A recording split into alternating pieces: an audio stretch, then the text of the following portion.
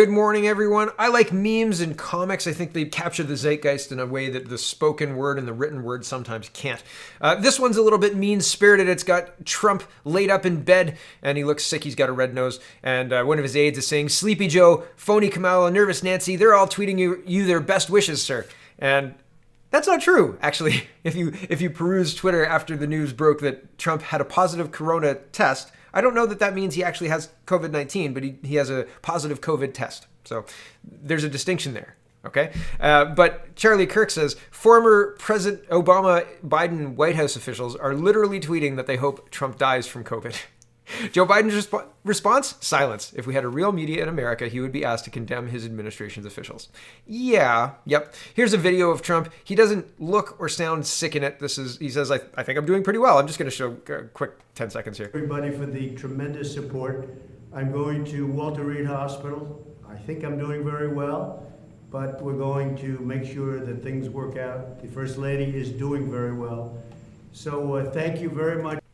So, I mean, you take that as he's laid up in bed with symptoms and he can't do anything. I don't know. And here's National Post saying, let's not act so shocked that some Canadians would vote for Trump. I'm surprised he's not more popular, right? I'm surprised that, well, I'm not surprised. I'm not surprised when you see groups of Canadians get together. I was surprised when the Where We Go One, We Go All got yelled by the crowd in Ottawa. That surprised me. I was shocked by that, actually. So the media's spell worked well on me too. I thought, not that I didn't think that a lot of people were paying attention, but I didn't think that many people were paying attention, right? Like, and so I'm very surprised that the Trump is portrayed in the media as negatively as he is, and I'm surprised that there aren't more people who like him openly, but I guess it's not that surprising because if you like him openly, you're bound to lose friends. Like, if you get into a conversation on Facebook about how Trump's not so bad, prepare to be unfollowed, right? By people who thought you knew better or something like that, trying to talk down to you about it. It's funny, right? Because like peace in the Middle East, denuclearization of North Korea, there's a lot of pluses and things that he's done that have been kind of papered over by the media to highlight any missteps or follies or anything to that effect. So I think that, the media does a good job. The media does a good job at what its goal is, and the goal is to misinform the public, I fear. Anyway, moving on to a media piece. Right, here we go. National Post. Leslyn Lewis pens this one. There's a socialist coup unfolding in Canada, and we taxpayers are funding it. I think I've said this. Canada is quietly going through a socialist coup. If I had written these words just 1 year ago, it would have been deemed conspiratorial. But I've heard from too many Canadians over the past 6 months about what they have seen taking place. Ever since Justin Trudeau tried to grant himself king-like powers at the beginning of the COVID crisis, what we have been witnessing in Canada is a socialist coup that we, the taxpayers, are funding. She's not wrong. With a $343 billion deficit, Canada has started on a perpetual debt scheme reminiscent of Argentina. Even more concerning is that COVID relief has ballooned into non-health related issues like favoring green energy initiatives, which are rarely actually green, over natural resources development. The lack of transparency in government has raised concerns about unexplained inconsistencies, including adding new rules that make it difficult for small retail and grocery stores to operate, but allowing larger outlets to function, cracking down on places of worship, but not on protesters, and limitations on family gatherings to which politicians don't adhere. Right, Doug Ford? All of these unanswered questions raise queries about the hidden agenda behind providing a guaranteed income of $24,000 per year to able-bodied working-age Canadians at an annual cost to the taxpayer of $464.5 billion. We've committed hundreds of millions of dollars to helping other countries fight COVID-19 while still having insufficient testing for Canadians. We still lack proper supports for small businesses and farmers to get through the pandemic, and we are essentially threatened that if we do not support the unjustified spending, all government support will disappear. Trudeau has stated clearly that he wants Canada to be a, quote, post-national country. He is perceived as an evangelist for a new type of 21st century socialism, a quiet and bloodless revolution that seeks to control our lives through economic dependency. Under this socialist revolution, there is no need to confiscate your property. They can simply redistribute your wealth through a home equity tax, confiscate hunting firearms that were legally purchased and owned, increase a ubiquitous carbon tax, or even potentially confiscate a portion of your retirement savings through new tax tax on the private sale of your home. Many Canadians rightly fear the repercussions of Trudeau transforming Canada into a cashless society. They've told me that they are afraid the Liberals will impose a social credit score similar to the one that exists in China, where people's behaviors are monitored through 5G cameras. For this reason, they also distrust the COVID Alert app. But the truth is maybe more insidious. There's no need for an official social credit score when the government is already picking and choosing which businesses can be open and which ones can't, and which jobs are essential. Looking back on the Canada summer jobs debacle, we see the Liberals had already taken their first shot at controlling who was worthy of government support based on personal beliefs. They simply hide behind government bureaucracy to do it. They have made it plain that they believe those same beliefs make people unfit to serve in public office, become judges, or hold any position of influence in society. Canadians rightly fear that this authoritarian socialist agenda will be so insidious that there will be no need to throw dissenters in jail because new societal protocols can be put in place, and those who fail to obey the ever-changing societal norms can simply be fined or jailed for minor infractions.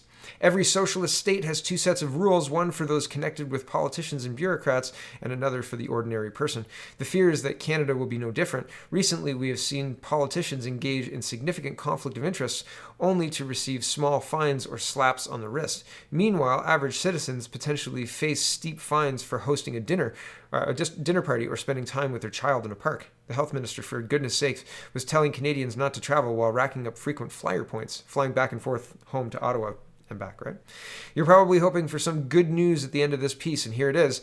We are the good news, and we still have a democracy. Really? Okay, maybe. For Trudeau to remake Canada into a socialist state, he'll have to go through us first. He cannot do that if we get engaged, vote, and volunteer. Yeah, but they've demonized that, right? Like they've demonized being engaged in politics, right? If you look honestly at what Trump has done, if you look honestly at what Trudeau has done, one has done a lot of good and one has done a lot of harm. And the one who's done a lot of good is Donald Trump. And so that conversation doesn't play well in schools. That conversation doesn't play well at work, right? When you've got a bunch of people who are not engaged in politics and reading the newspaper as if that's factually accurate, like 100% of the time factually accurate, right? And who could support Donald Trump? He's racist, don't you know, right? Like the excuses are already preloaded. The programming is daily, right? And so coming up with the idea that maybe Donald Trump isn't so bad and maybe Justin Trudeau is not great for our country, that's uncomfortable. So they've usurped that too, right? Like they don't need the social credit score, and they don't really need to demonize the conservatives in Canada, because all they have to do is say he's just like Donald Trump, and all of that work is done, right? Just time to Donald Trump. It's an anchor, right? Except that Trump's doing good. It's a very, very interesting thing to watch, right? To see honestly what Trump is doing. And sure, I don't agree with everything 100% that he's always done. He's human and he makes mistakes, and he makes decisions based on the best information he's got, and maybe those are incorrect mistakes or incorrect decisions, and he corrects course or needs to correct course. But doing anything is going to necessitate that. Anything. And even doing it well necessitates that. Losing weight necessitates that. Going to the bus stop necessitates that. Everything necessitates that. Crossing the street. So if you fail once, you're unlikely to make the same failure again, right? Especially a successful person. So it's interesting to watch all of this stuff unfold and watch the lying press push people in one direction and one direction only. So here's going to be some examples of the socialist coup that Leslyn Lewis described in her piece. Colin DeMello from CTV News says, Premier Ford says more public health restrictions will be brought in at 12:01 a.m., including extending the mandatory masking policy to the entire province, which makes zero sense. First, masks don't prevent spread of respiratory virus, and second, people who are not sick cannot spread respiratory virus. And if there's no respiratory virus in, like, say, Kawarthas, then mandating masks is a draconian overreach of mandating a medical procedure to an entire province with zero science backing it up. Zero science. Who are these people who are advising Doug Ford? Anyway, back to Colin DeMello. For Toronto, Ottawa, and Peel regions, restaurants, bars, and nightclubs will be limited to 100 customers max. Gyms will be limited to 50 or less. Banquet halls, 50 people max for the entire facility. All of this as of 12:01 a.m. And here is Doug Ford. Ontario implements stricter public health measures as province sets COVID-19 case record. But that's not true. And I'll get to how that's not true in this piece. Nope, not this piece. Hold on, where is it? I was wrong. It is this piece. We'll get to why it's not actually a record, but they didn't want to talk about that, right? Very, very interesting. Ontario announces tighter COVID-19 restrictions Friday amid mounting criticism that the government was ill-prepared for a second wave of the pandemic, which has seen crippling lines at assessment centers and a ballooning testing backlog and a surge in new cases. Some of the new public health measures were introduced province-wide, and some were more targeted to current hotspots such as Toronto, Ottawa, and Peel, as the province reported a record high number of new COVID-19 cases Friday. But public health officials in Toronto, the hardest hit city in Ontario, said the measures did not go far enough in dealing with the provincial caseload that could reach 1,000 new daily infections by mid-October, according to the latest modeling. The provincial government is also making significant changes to the process of getting a COVID-19 test, which will be done by appointment only as of October 6th. Assessment centers will stop offering walk-in tests on October 4th in an effort to allow Ontario's network of labs to work through a backlog of tests that ballooned to more than 90,000 cases, 90,500 on Friday. For example, Ford and his top health officials struggled to answer when asked if someone should visit their parents who lives in a different house on Thanksgiving. Oh, sorry. Okay, I'll back up a little bit. As part of today's changes, Ontario is putting the concept of social circles on pause and advising people to limit close contacts only to those living in their own household and maintain 2 meters of distance from everyone else.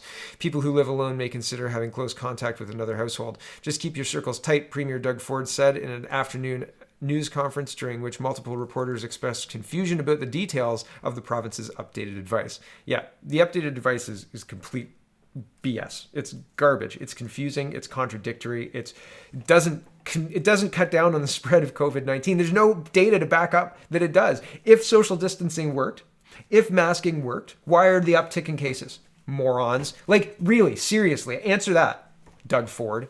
Nobody, like, when you do things like this, when you say things like this, your credibility takes a hit. And Doug Ford's credibility is taking a hit because the medical people are ridiculous, are absolutely ridiculous. It makes zero sense. Please explain it to me in the comments. If I'm completely wrong, explain it to me. We're testing a whole lot more people. The percentage of the positive tests is down. But if masking worked, if social distancing worked, if these things actually worked, would the explosion in cases be happening? Right? Okay, back to this. And this is what I wanted to highlight here. Ford and his top health officials struggled to answer when someone asked if they should visit their parents who live in a different house on Thanksgiving later this month. The answer is yes. Yes, you should. Go visit your parents, go visit your family, and tell this government to shove it up their ass. They cannot cancel holidays. I don't care how scary this disease is, and I'm going to show you in just a minute how scary it's not. I'll show you right now. Here's cases, very quickly. On March, let's say March 5th, we had March 5th, 26 cases reported. And on March 5th, we had how many deaths? Oh, March 18th. Okay, maybe we'll do March 26th. So March 26th, we had 3 deaths. And March 26th, we had 304 cases. No, 298 cases. So we're in a situation now where we've got 475 cases, right? September 26th, 458 cases, or let's take September 14th, 447 cases for September 16th, excuse me. And the deaths are extremely low. 3 deaths, it's the same, right? 1 death on the 15th, 3 deaths on the 17th. When you're talking about deaths in the numbers of like 63 per day, that was April 24th. And on April 24th, we had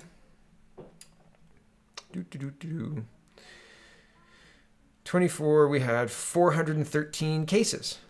So we're not anywhere near that level, and yet they're behaving as if we are. So it seems really, really strange to be recommending not going to your family's house for Thanksgiving. Go visit your family for Thanksgiving. Give your mom a hug, a tight hug. Give your dad a hug, a tight hug. High five your brothers and your sisters.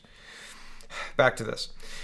Meanwhile, masks will now be required in all workplaces where physical distancing of 2 meters or more is not possible, as well on all public transits and in shopping centres province-wide. Any additional business reopenings in Ontario will be put on hold for at least 28 more days, Ford said. CBC News previously reported on a proposal before Ford's cabinet that would have designated Toronto, Ottawa, and Peel as red zones. Ford confirmed he had been looking at the proposal, but that he had decided against doing so after speaking with Quebec Premier Francois Legault, who said the system which is in place in Quebec was not effective. He told me it was very confusing to the public. You're constantly changing the colors. Ottawa, Toronto, Peel, they're hotspots. Right. So, and it's just like this. It's just like changing the expectations on a dime and saying these recommendations are happening at 12:01. Blah blah blah. It's not effective. It's confusing for the population, and it's not borne out in data, and it doesn't actually do anything. The deaths are low. The cases are high. Cases and nothing else are high. Back to this. John Tory says, for restaurants who are seeing this, I know it will be tough. The advice will be unfortunate. The advice will unfortunately cause hardship for restaurants who are already struggling to survive. Restaurants will still be able to serve people on patios and offer takeout and delivery, and I encourage all Toronto residents to support their local restaurants as much as they possibly can during this terrible time.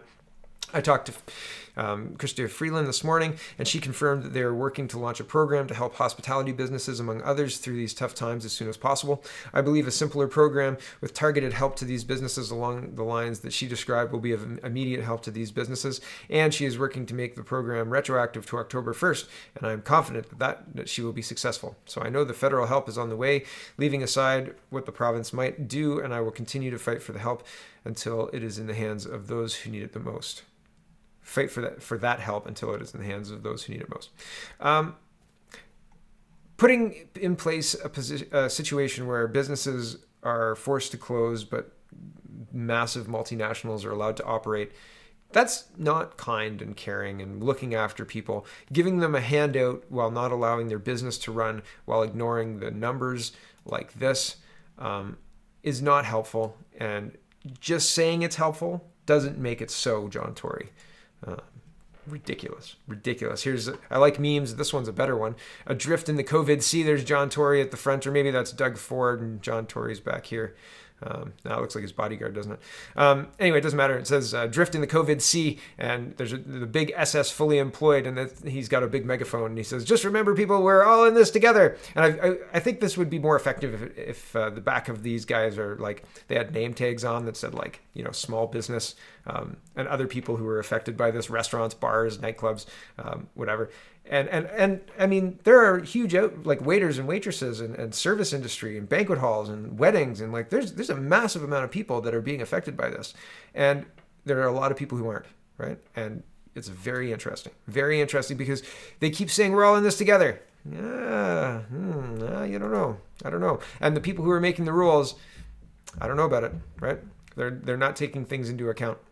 Here's a protest, a freedom rally in Toronto, and they're saying, this is a Rebel News report. You can check it out yourself. But there's a lot of people here. I think this was one of the first freedom rallies from a couple of weeks ago. It was a big Q flag, and it's a lot of people. Good turnout. And here's what happens when they don't like what you're protesting. Right? Here's what happens. Edmonton Mayor, Alberta Premier condemn apparent white supremacist gathering. Oh, those white supremacists, right? They've got the template. They know how to attack you, and they're going to run that program. Local government officials are speaking out against a large group of people who were shouting, "All lives matter," those white supremacists, during a clash in northeastern Edmonton Tuesday night, calling it hate speech and bigotry. About 30 officers were called to a shopping center parking lot at 118 Avenue and 82nd Street at around 8 p.m. to separate two groups of about 50 people each after a dispute erupted into pushing and shoving. One group was chanting "Black Lives Matter," while the other was shouting "All Lives Matter." Both people on both sides of the disputes told CTV News Edmonton that they were not affiliated with any particular groups. The group, calling themselves Patriots, accused the others of being anti-fascists, while people on that side accused the rivals of being Nazis. Quote, "We're not hateful. I'm a proud Canadian patriot. I love my country. I'm tired of seeing racial division. We just believe all lives are equal. All lives matter," said one man involved in the skirmish, who declined to provide his name or affiliation. Mayor Don Iveson tweeted, "Racists are not patriots and hate speech is not acceptable in Edmonton." I covered this yesterday. White folks aggressively spitting "all lives matter" inelegantly proves the point that Black, Indigenous, and people of color's lives have not yet been universally afforded equal value in our society. Stop it. That's ridiculous. That's a ridiculous statement. This uses the inversion tactic of critical race theory to say, "Ha, see, you disagree, and so that means you're a racist too. And so we can't have that. We don't tolerate racist, and you're a racist because you disagree." Bullshit. This guy's the mayor of Edmonton. Come on, grow up, dude. Grow up. The whole idea that saying all lives matter is white supremacist is just a dangerous, dangerous game to play. Awful dangerous game to play. Okay, I'm going to get into COVID now. My goodness, we're at 20 minutes. I can probably just stop this and upload this. Okay. Thanks for watching, everybody. Check out CanadaPoly.com. Check out CanadaReport.co. And I'm going to do the next video right now on COVID. I think it mostly is about COVID and jobs. Okay, check that out. Thanks for watching, everyone. Have a wonderful, wonderful day.